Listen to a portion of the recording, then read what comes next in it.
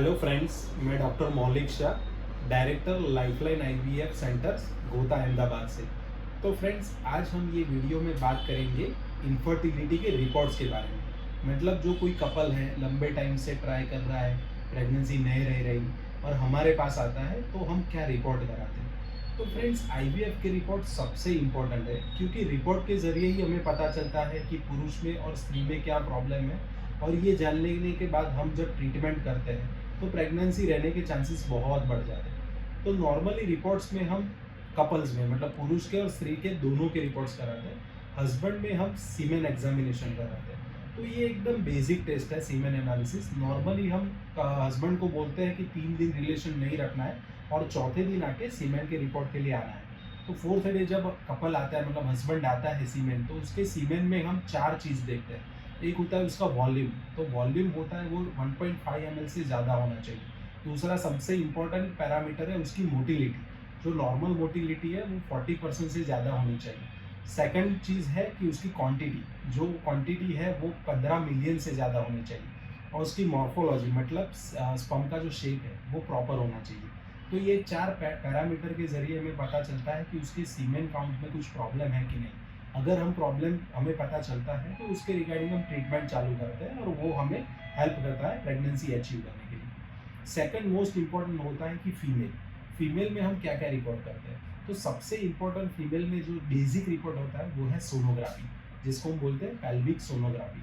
Normally pelvic sonography हम periods के second या थर्ड डे पे करते हैं। तो सेकंड थर्ड डे पे जो हम सोनोग्राफी करते हैं, हम ये देखते हैं कि उसके यूट्रस में, उसकी फैलोपियन ट्यूब में, ओवरी में, उसकी पीओडी में या उसके पेल्विस में कुछ प्रॉब्लम है कि नहीं। बहुत छोटे मोटे प्रॉब्लम होते हैं जो हमें सोनोग्राफी से पता चल जाते हैं। और सेम उसमें भी हम अगर प्रॉब्लम पता चलता है तो उसके सॉल्यूशंस पे आगे बढ़ते हैं। सेकंड इंपॉर्टेंट रिपोर्ट है जिससे हमें पता चलता है वो है hormonal evolution. Normally hormonal evolution हम पीरियड के सेकंड या थर्ड डे पे करते हैं। तो 5 हार्मोन है जो हम उसको एसेस करते हैं। एक है एफएसएच, दूसरा है एलएच, तीसरा है थायराइड, चौथा है प्रोलैक्टिन एंड पांचवा है एएमएच, मतलब एंटी मुलेरियन हार्मोन।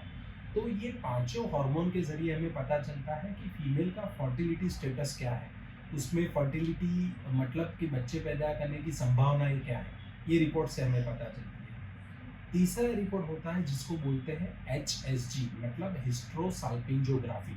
तो हिस्ट्रोसाल्पिंजोग्राफी एक एक्सरे है। नॉर्मली हम पीरियड्स के 6 से 10 डे के बीच में कराते हैं, जब पीरियड खत्म हो जाए उसके बाद।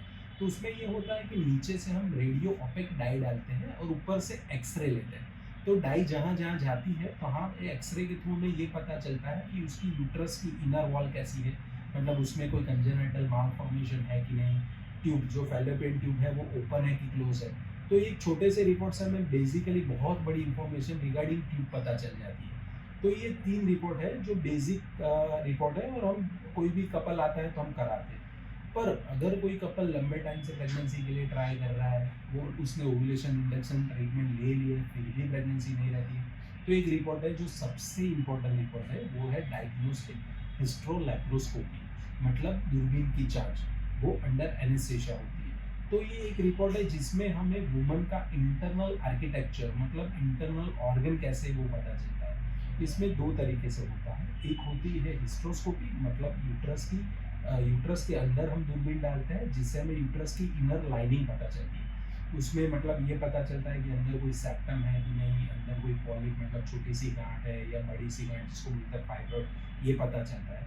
सेकेंडली पेट पे से हम लेप्रोस्कोपी करते हैं जिससे हमें ये पता चलता है कि उसकी फैलोपियन ट्यूब कैसी है, मतलब ओपन है कि बंद है, ओवरी कैसी है, यूट्रस कैसा है, अंदर कोई इन्फेक्शन है कि नहीं, सब ऑर्गन उसकी जगह पे है कि नहीं, कोई अंदर एक दूसरे के साथ चिपका हुआ है कि नहीं।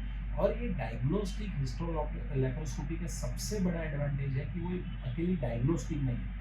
अगर हमें कुछ पता चलता है तो उसके साथ साथ हम वो प्रॉब्लम का सॉल्यूशन भी लेते हैं, मतलब वो थेरापेटिक भी काम करता है। तो ये एक रिपोर्ट है जिसके ज़रिए हम ये सारी चीज़ें जान लेते हैं और उसके बाद हम ट्रीटमेंट करते हैं तो तुरंत प्रेगनेंसी रहती है।